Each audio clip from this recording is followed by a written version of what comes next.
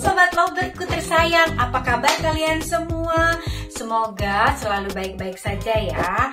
Aku baru aja selesai manggung. Kalau kalian mau tahu nari apa aku bakalan taruh di link deskripsi.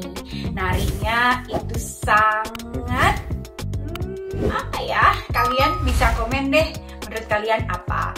So, kalau kalian senangnya apa? Ada nggak yang sama kayak aku? Sukanya nari atau ngedance? Jadi tuh, aku tuh latihan narinya lumayan seminggu 2 kali. Jadi kalau aja kalian di Belanda dan tertarik, kita juga suka buka course ya buat tarian ini. Tapi untuk wilayah di Belanda aja.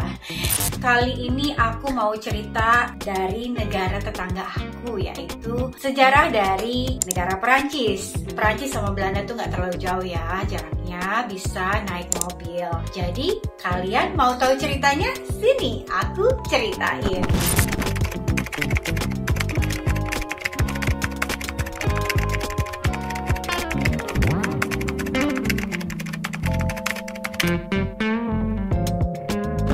Ya, kisah ini adalah kisah cinta antara Heloise dan Abelard, merupakan salah satu kisah cinta terkenal dari sejarah Prancis pada abad ke-12.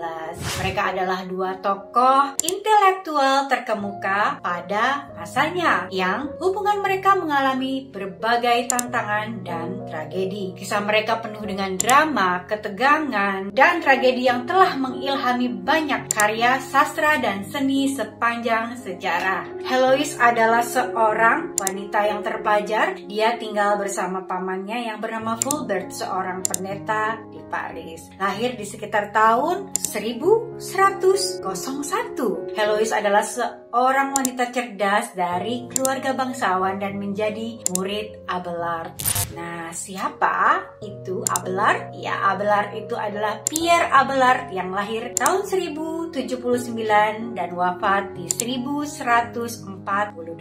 Ya, Abelard itu adalah seorang teolog, filsuf, dan sarjana terkenal pada abad pertengahan. Beliau adalah seorang yang brilian dan kontroversial yang menarik banyak murid serta pengikut. Kalau sudah banyak yang tertarik, berarti sudah pasti itu sangat kontroversi sekali, ya? Yuk kita lanjutkan.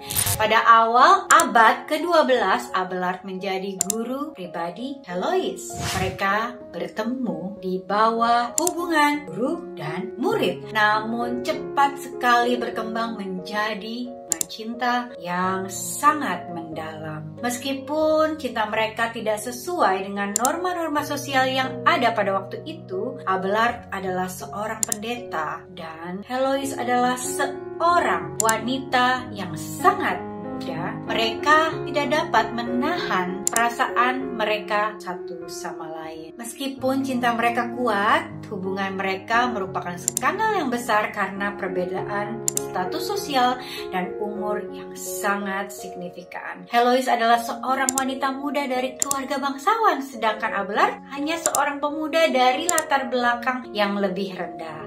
Selain itu, Heloise jauh lebih muda daripada Abelard. Hubungan mereka menjadi semakin rumit sehingga kemudian Heloise hamil. Untuk menghindari skandal lebih lanjut, mereka menikah secara rahasia. Tetapi pernikahan ini hanya makin memperburuk hubungan mereka dengan keluarga Heloise. Saking tidak ingin diketahuinya, terutama ini sudah pasti sama keluarga, mereka sampai merahasiakan pernikahan ini. Pasti keadaan mereka sangat sulit ya guys pada saat itu, terutama hal yang paling sulit adalah restu dari orang tua karena perbedaan strata yang sangat tinggi. Tanpa sepengetahuan pamannya, Heloise dan Abelard menjalin hubungan rahasia. Akhirnya mereka memiliki seorang putra bernama Astrolabe. Ketika pamannya Fulbert mengetahui tentang hubungan tersebut, dia marah besar dan merasa dihina oleh Abelard. Fulbert merasa bahwa satu-satunya cara untuk mengembalikan harga dirinya adalah dengan menghukum Abelard. Dan pada suatu malam, beberapa orang yang diperkerjakan oleh Fulbert menyerang Abelard di rumahnya dan mencacinya secara brutal. Sebagai balas dendam, dia memerintahkan penghancuran bagian tubuh Abelard yang menyebabkan kesulitan besar dalam hidup Abelard. Abelard selamat dari serangan tersebut, tetapi ini memperburuk masalahnya dengan Heloise. Ya, udah pasti ini sedih ya. Sangat menyiksa antara keduanya ya guys. Bayangin loh, pamannya ini sangat kejam buat balas dendam demi harga diri tanpa memikirkan perasaan dari sang ponakan tersayangnya. Hidup itu sangat kejam ya guys pada masa itu. Bahkan mungkin sampai sekarang. Ya, setelah peristiwa itu Heloise dan Abelard memutuskan untuk hidup terpisah. Abelard mengabadikan hidupnya untuk kehidupan monastik dan teologi. Sementara Heloise menjadi seorang biarawati. Namun cinta mereka tetap abadi meskipun hubungan fisik mereka terputus. Meskipun mereka terpisah fisik, cinta mereka tetap bertahan melalui surat menyurat. Surat menyurat mereka menjadi sangat terkenal karena mengungkapkan perasaan dan pemikiran mereka dengan sangat jujur dan mendalam. Salah satu surat cinta yang paling terkenal di antara keduanya adalah pertukaran surat yang mengungkapkan perasaan mereka yang mendalam dan keinginan untuk bersatu di akhirat. Bahkan jika di dunia tidak memungkinkan untuk hal itu. Surat-surat ini menjadi terkenal dan membantu melestarikan kisah cinta mereka hingga saat ini. Kisah cinta Heloise dan Abelard mencerminkan kisah cinta yang tragis dan penuh penderitaan, namun juga keabadian. Cinta yang tidak dapat dipadamkan meskipun oleh hukum dan keterpisahan fisik. Kisah mereka telah menginspirasi banyak karya sastra, seni, dan drama selama berabad-abad dan terus menjadi sumber inspirasi tentang cinta dan pengorbanan, termasuk surat-surat mereka sendiri. Itu kan guys, meskipun keadaan sudah tidak mendukung, tapi hubungan mereka tetap abadi dalam hati, walau hanya melalui tulisan-tulisan yang indah yang